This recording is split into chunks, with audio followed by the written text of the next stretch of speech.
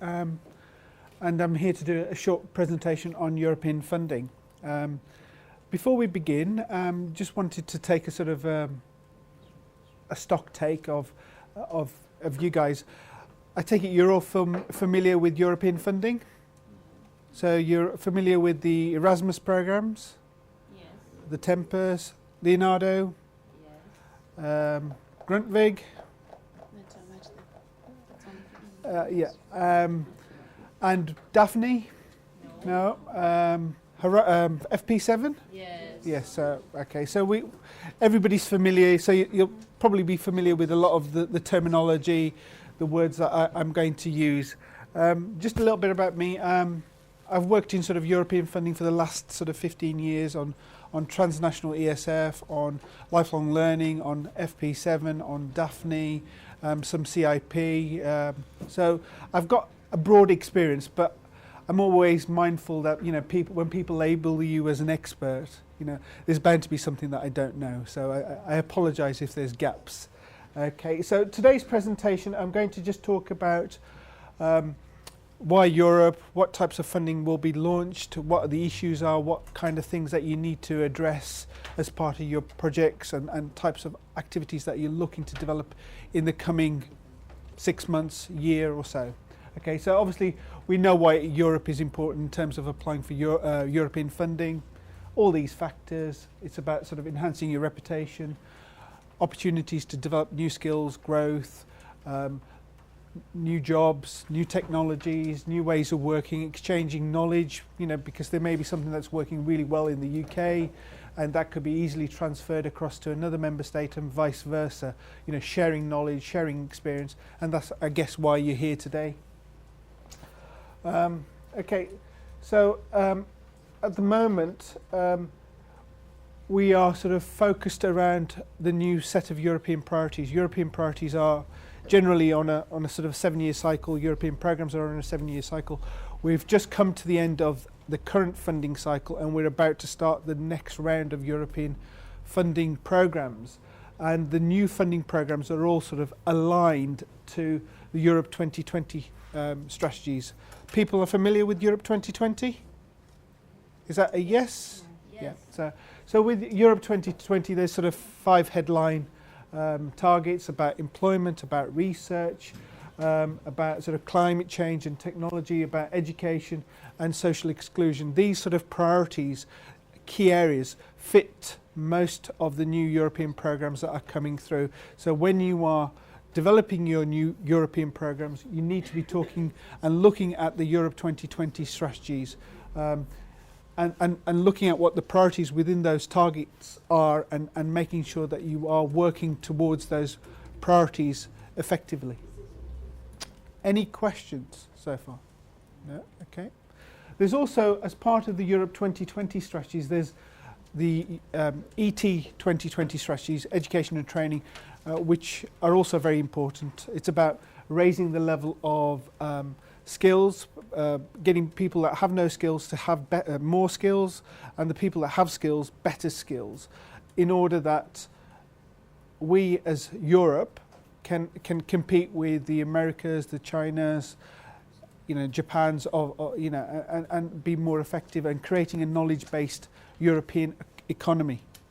Okay. So at the moment, the current funding landscape you're all familiar with. There's sort of FP7, Youth in Action, Lifelong Learning, which has all the sort of Erasmus and Leonardos and what have you, transnational ESF, Life Plus. So the new sort of programs, we're looking at sort of our Horizon, which is obviously Research and Innovation, Erasmus for All, or Yes Europe, whichever your preference is at the moment, COSME, Connecting Europe, and the various types of programs. So that this is what we were in, and this is what we're moving towards. I'm sure there's other sort of bullet points that I could have added to it, but given the short period of time, I thought I'd just focus on a couple of broad European programs that are about to be launched. Okay. Any questions so far? If you have any questions, do please ask. What about intelligent energy? Is it special? Is renewable energy. Yeah, intelligent energy, there's things like save, alter, different types of programs. It's about reducing carbon emission. It's about sort of looking at saving energy and moving forward, those types of priorities. That all, I've just missed a bullet point, that should carry through. Focused on renewable energy resources or energy saving problems? Both. Both. Yes. Yeah. Okay. With the, and also another strand was Interreg, that I should have put here, inter-regional cooperation, which some of the countries here may not be able to apply for because it's more about the core European countries and its territorial pacts.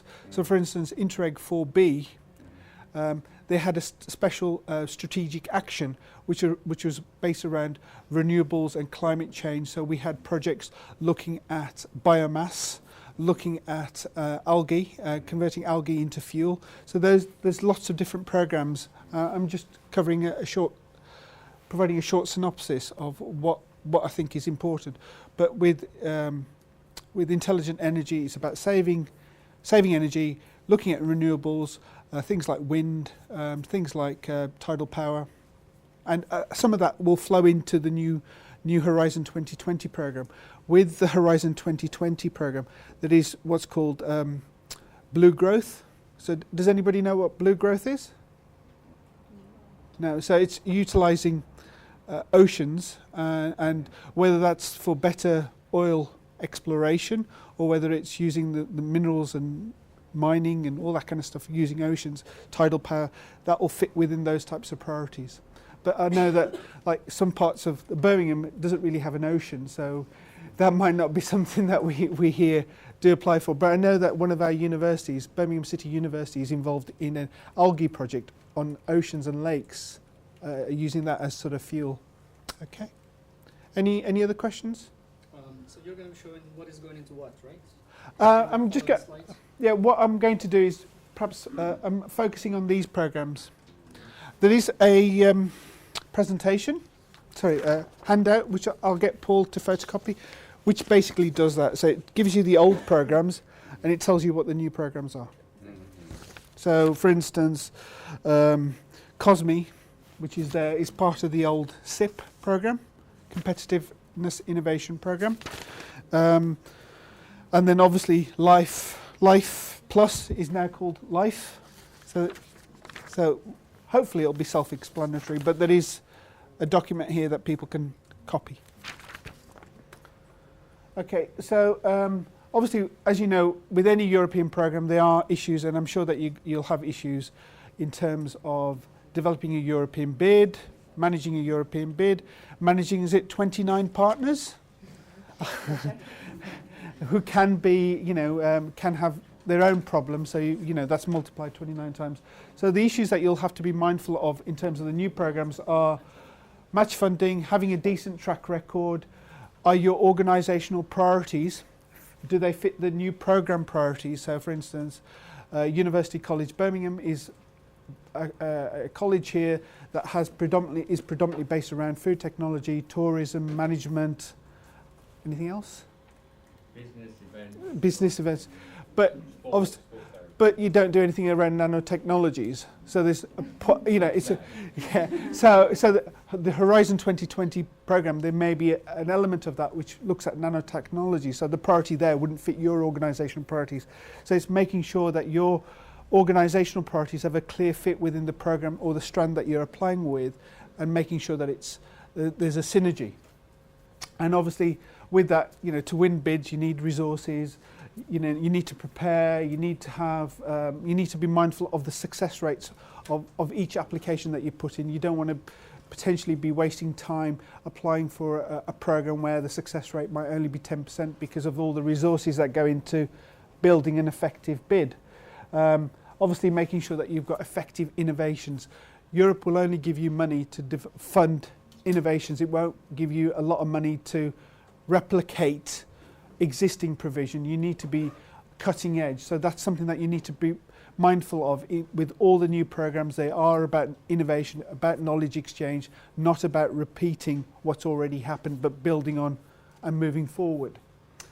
and obviously making sure that you're aware of the times and the deadlines, and working effectively to meet funding calls, and obviously making sure that you have a good partnership of partners that you can work with to develop European bids. What's fantastic here is that you've got 29 organisations. Each organisation has skills, experience, and can contribute. If you imagine today, if you all go back and you all write one bid and you're partnering each other, you could potentially, an organisation could be involved in 29 or 30 bids quite easily. And that's something that you need to take away today. You don't need to be a leader of a bid, you can also be a partner, which you are, so that you need to marry that role. Am I a partner? Am I a leader? There's 29 partners in the room. Are they all putting in bids? If they're putting in bids, which bids are important to my organisational priorities, and which bids do I need to be a part of in their broader partnership? Does that make sense? Yeah. Okay. I'm not speaking too quickly, am I? Any questions? Silence. Okay. So those are the issues that you need to be considering when you're looking at the new programs, and have those at the back of your mind, because those will inform how you proceed. Those issues will inform you how you develop your bid. Those issues will help you move forward.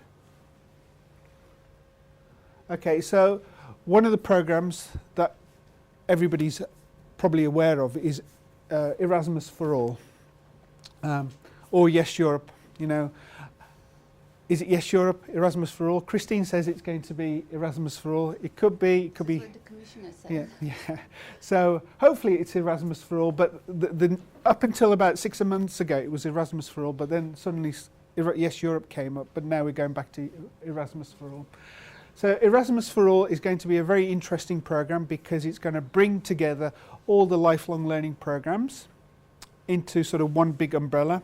And the reason for that was that Erasmus, the name Erasmus, was the biggest brand, and it was, not many people were familiar with all the sub-brands like Leonardo or Grundtvig.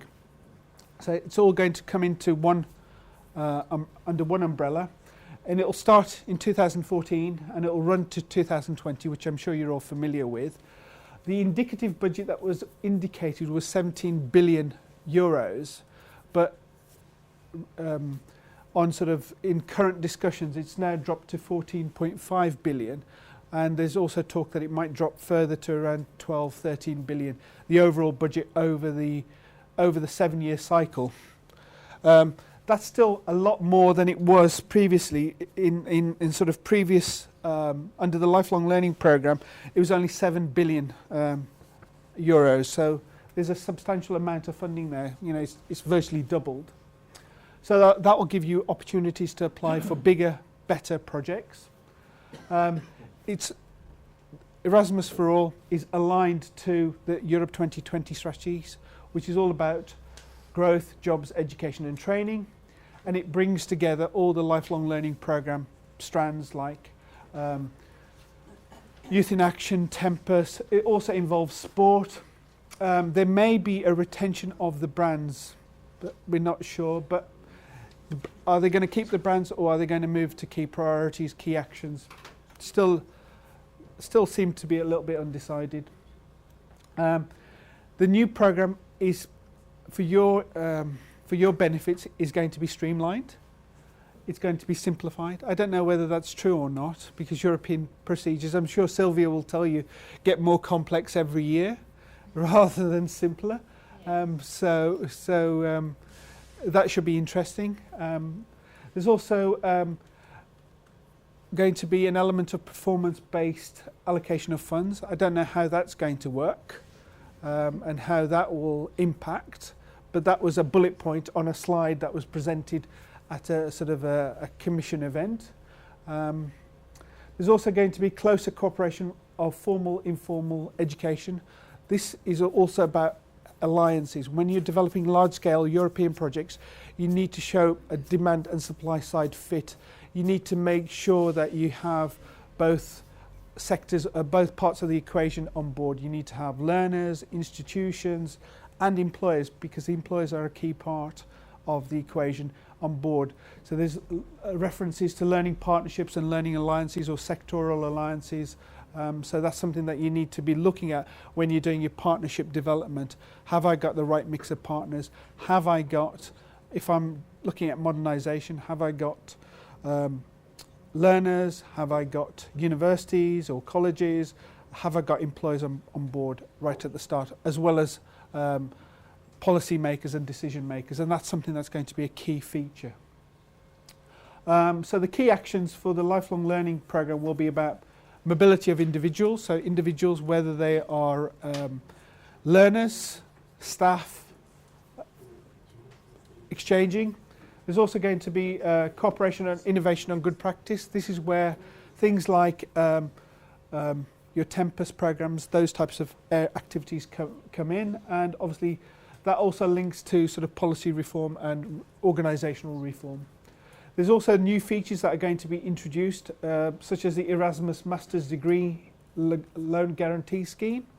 So encouraging higher level qualifications, encouraging students to do masters in other European countries. So if you're an institution that's providing master's degrees, you might want to, that might be an important feature of your work, how you help your students apply for master's loans and get them to work and learn in another European country. And also, importantly, is the Erasmus Charter for Higher Education. Is everybody here gearing up for their Erasmus Charter? Only the EU partners. Yeah, only EU partners. Yeah, Erasmus charter is not available for the non-EU partners. Yeah. So all the EU countries here, Yeah. are they all? That. Yeah, you're all aware of that. Yeah. And you know that the deadline is the 15th of May. Yeah, look forward to it. Okay. That's right, yeah, universities. It's basically for the higher level programs. So if you want to do things like cooperation and modernisation, it's important that you have the charter and university. You know, a lot of universities have Erasmus students on placement, so that will help with that as well. But if you, sorry. Kind of compulsory if you want to, participate in mobility programs. Yeah. You cannot do it without the Erasmus charter. But there you go. So Christine just said that you can't do it without the mobility charter, but those are for higher education. Only higher education institutions can apply for those. And only the ones that need to apply are the European Union member universities. Okay. Any questions on that? If anybody hasn't, obviously there's a lot of information on the EACA website that tells you how to apply and what you need to do, and there's a flow diagram that also is available that you can look at. Okay. But you've still got plenty of time. It's 15th of May, and a lot of project managers I work with, they wouldn't start looking at it until the sort of 10th of May. Okay, so this is a diagram, and has anybody seen this diagram before? No? Yeah, so this is a diagram that's widely available across all the Erasmus for discussions and policy notes that have come out, and it basically says that all the current lifelong learning programs are going to go into Erasmus for All, and the Erasmus for All will have 3 actions, and each action will be focused on a particular aspect of work, whether it's a learning mobility, whether it's cooperation between institutions to develop products, or for modernisation, and obviously about policy reform. So those are the sort of 3 strands, and then you've got programs at the top. I don't know whether you can see at the back things like Erasmus Mundus, Youth in Action, Tempest, Jean Monnet, and then sport, sort of linking in, all sort of providing fitting within the Erasmus for All umbrella. And this was one of the diagrams that was launched very early on, that sort of tried to explain what the programme was going to be all about. We're still waiting for the fine detail to come through. Okay. Any questions? When will that fine details come through eventually? Detail. Well, one of the issues that we've got in the UK is that there's no national agency. Oh, you don't have a national agency? Icarus is the national agency for the lifelong learning programme and the British Council, but their contracts are only for the current programme. The new programme, there is no technical assistance promoter that has been appointed. So the Commission has to, in the UK, obviously finalise, and then let the government know that they need to put in appropriate structures. The government then needs to decide whether they're going to do it in-house or whether they're going to have a tendering process and attract bidders to manage the process. So they have to then do that. That might take 6 months. But the question is that everybody wants to know is there going to be funding in 2014? There should be, because a lot of the guidance says it'll start on the 1st of January. Yeah. But But the thing is that the budget hasn't even been finalised. Exactly. So there's going to be problems. yeah, I don't think, because I mean, in the UK, before we even get to that stage, they've got to decide on all those issues and then appoint a national structure that will oversee it, and that might take time. And then that structure has then got to develop systems and processes, has then got to invite applicants. Applicants have then got to write bids. So, you know, we're probably looking at this time next year, easily, before anything really substantial happens. But, you know, people can move quickly when they're pushed. So you never know. There might be a call out towards the end of the year. You can never tell with these things. Okay. So this also has implications for you guys, because you might be in a funding limbo. You know, your activities might need to cease because you've got no European funding coming in to do those innovative activities. What do you do? And that's sort of a big question. In the UK, we have options. There may be, you know, national funding, or there may be sort of the LEPs are currently having we have local enterprise partnerships. Their funding allocations are being allocated at this moment in time. So there may be funds that universities or other institutions can draw down for specialist work. Okay. Any questions? But the big issue that you'll have for Erasmus for All is the time delay. We all know that Erasmus for All will have components of existing programs like Leonardo, like Tempest, that there'll still be a feature of them, but to apply and attract those funds, we don't know when exactly, but hopefully it'll start next year. Okay. Any questions? I hope I haven't worried you too much.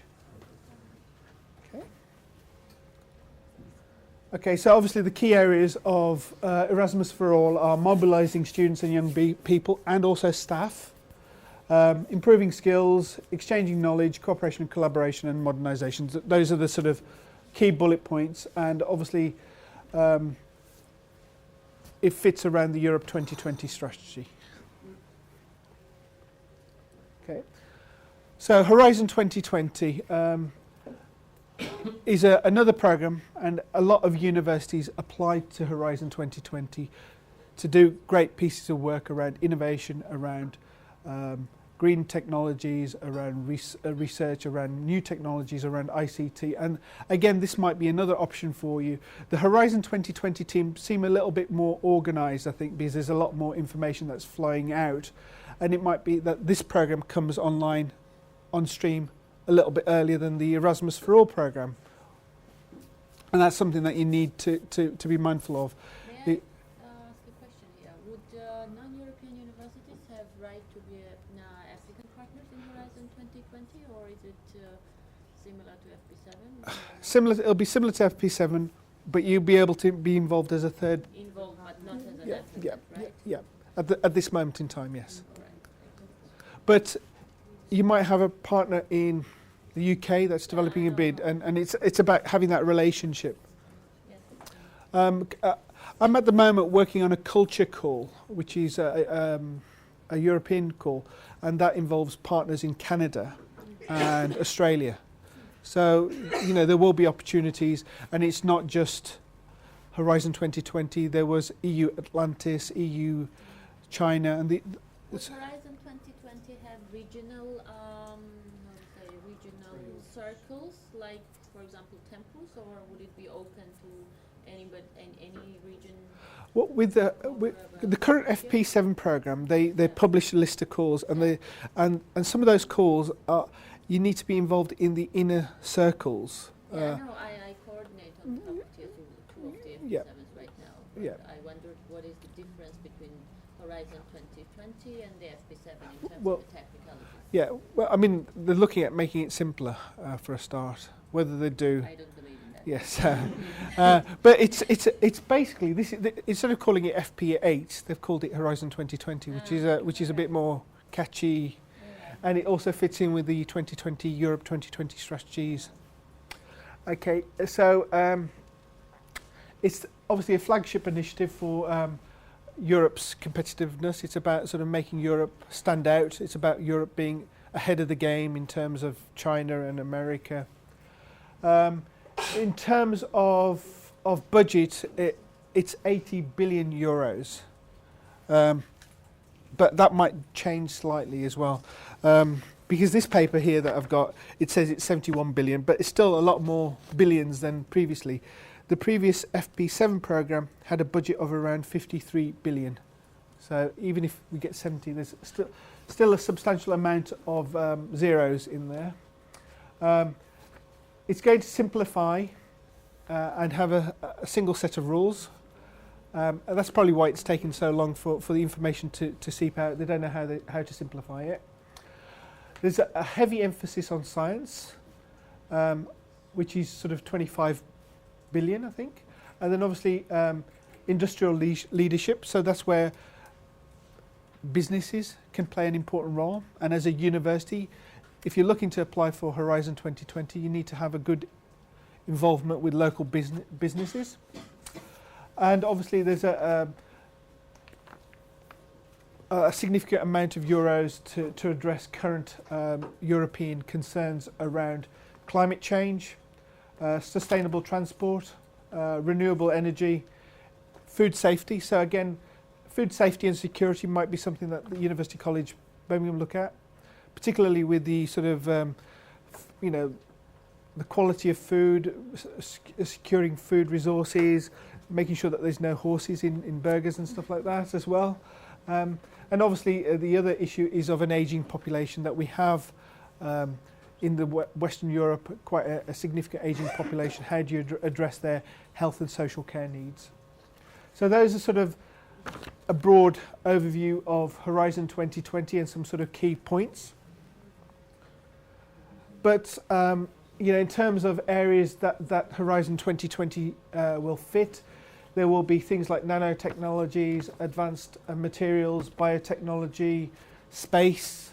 There'll also be, obviously, you're familiar with Marie Curie? Yeah, so there'll be the Marie Curie program in there as well. There'll be heavy emphasis on ICT. And this is where you need to decide if you, as an institution, have the capacity to lead an Horizon 2020 bid, or you're better suited to be a partner delivering a work package or a work stream or a particular activity. And that's something that's, only you can decide.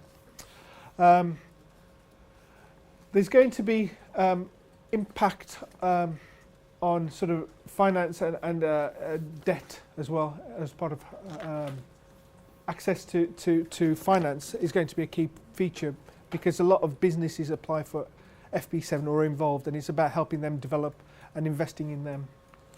Again, health I mentioned, and food security I've mentioned, and also in terms of climate change, inclusivity. So there'll be societal issues that are discussed. A recent FP7 bid that I sort of worked with a couple of organisations from Birmingham universities was looking at the inequalities of youth, high levels of youth unemployment and the impact on young people.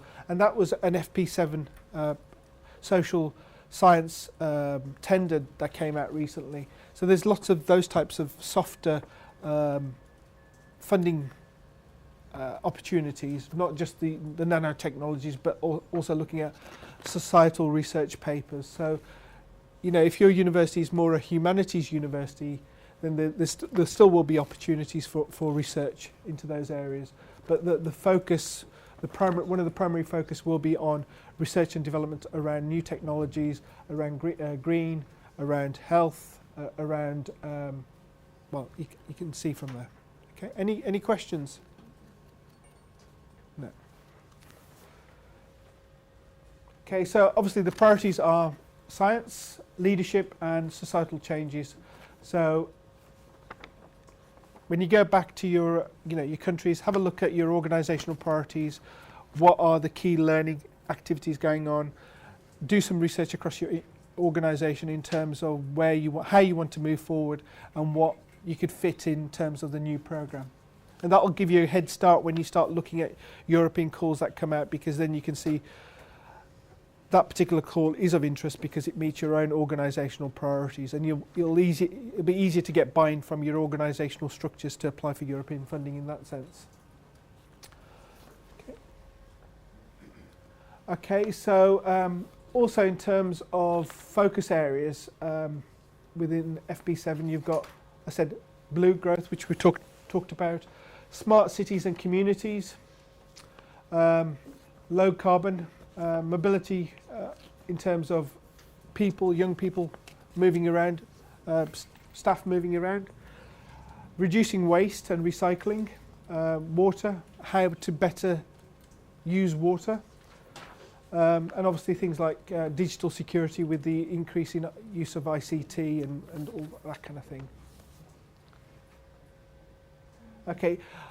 Again, this programme will only be available to the EU countries. COSME, which is sort of funding to enterprises, and again there'll be a substantial amount of euros associated with that. It's basically in the UK and other European countries at the moment, with the current economic climate, it's difficult for companies to get finance, and this might be a source of finance for them in terms of creation of jobs, being more competitive, employing more staff, encouraging entrepreneurial culture, and it'll be managed through the European enterprise networks, and it'll be a good source for your partners, if you're working with SMEs, for them to apply for funding to help develop innovative systems and processes and products. And the website link is at the top there, and I'll leave the presentation with Paul, so people can get copies of it. This project somehow help the universities create spin-off companies? Potentially, yeah. That's something that you could. A lot of universities have or existing companies, and those companies, if they're short of cash, are difficulty in attracting cash. This might be a source of income. My question is this type of the money available for this type of projects that are more like startups, speed of like spin startup? It'll be a whole host of business creation from advanced companies right the way through, potentially startups. Theoretically, the money can be spent as the seed money, right? Yeah. Elements of it, yes. And also, it's about helping those SMEs to move forward into other markets. So it's not just about. It's about pushing forward, so nobody's standing still. And then connecting Europe. Again, the website link at the top. It will invest 50 billion in infrastructure, connecting Europe, boosting competitiveness and jobs. It's about sort of transport links, better connectivity. Having better transport links will reduce wastage and impact on environment. Energy, again, with the current sort of rises in energy costs and energy fuel costs, and obviously, ICT. So there'll be money there. So that's another one of Europe's priority in making Europe more digitalised, making it more interconnected, and reducing the disconnect between demand and supply, education and learning, and obviously promoting growth. But this probably will not be open to the application of the universities, will it? Or more ministries, or It's with substitute the European structural cohesion funds? no. This is different. Yes. Just sort of coming back to your question, this is like you need to show interregional cooperation. have an effective transport link for Birmingham, you would need to involve perhaps some universities to do some research, the local authority and the highways agencies, all those types of institutions working together to make sure that there is a real connect. At the moment, we have organisations working in silos, not really communicating. So it's about bringing everybody together to have a definitive, a comprehensive solution to a particular problem, whether that's transport, whether that's energy, or whether that's making sure that we have effective ICT networks that, processes. Okay. Any questions on that? Okay, so the next steps for you are is obviously to consider what you want to do in terms of Europe, identify your priorities, identify some baseline research in terms of what is the reason for you to apply for European funding, what information do you need to have that justifies the innovative nature of your applications when you look at applying. Obviously develop partnerships, identify roles, are you going to be a leader in a partnership or are you going to be a partner? You may also want to be, there's other roles within in a partnership. What are the skills and experiences you can bring? Develop your partnership, and then obviously start bidding, and also think about your European presence. Get your name out there that you are excellent at achieving X, Y, and Z. That will attract partners, and then that will move you forward. Okay, so just some useful links that you might want to have a look at. So obviously, I'm sure you're all familiar with these links. The Erasmus for All on the European website, Europe 2020, Horizon 2020, the Agenda for Modernisation of Higher Education Institutions, various communiques, and then obviously you've got the various processes, the Bologna process, and then Eurodesk and Yes for Europe. Okay. Any questions? Have I baffled you? Not baffled you. Have I encouraged you to apply for new sources of funding, or you're not interested in European funding anymore? As soon as things are clarified, I believe we're going to make an attempt. Yeah, I think at the moment. That it's nothing is really clear. Yeah, you're right. Nothing's really clear. But generally, 80%, 90% of what happened before will happen again, and hopefully there's a little bit more money. There might be slightly different processes, so that's where at the start you need to be really careful when you're applying to make sure that you apply and you are eligible, because the Commission will just, if you're ineligible, it's easier for them to just, because you've not supplied a piece of paper or a document, just to turn you away. With your broad experience in participating in and leading European projects, what is your single best advice for prospective bidders? Apart from reading the guidelines carefully. Don't panic. This is a 7-year programme, so even if you miss out in year 1, there will be opportunities in year 2, year 3 and year 4. The other advice is that you've got a partnership here, you're having regular meetings, that you look at perhaps identifying what your organisational priorities are and forming little sort of working groups that you can define what you need to do for the future, what areas of work that you'd like to investigate, and then when the calls are announced, you'll know whether that particular partnership can move forward, whether it has an opportunity because of the background work that you've done. I think it's about preparation at the moment. At the moment, everything's quiet. Nobody's really worried.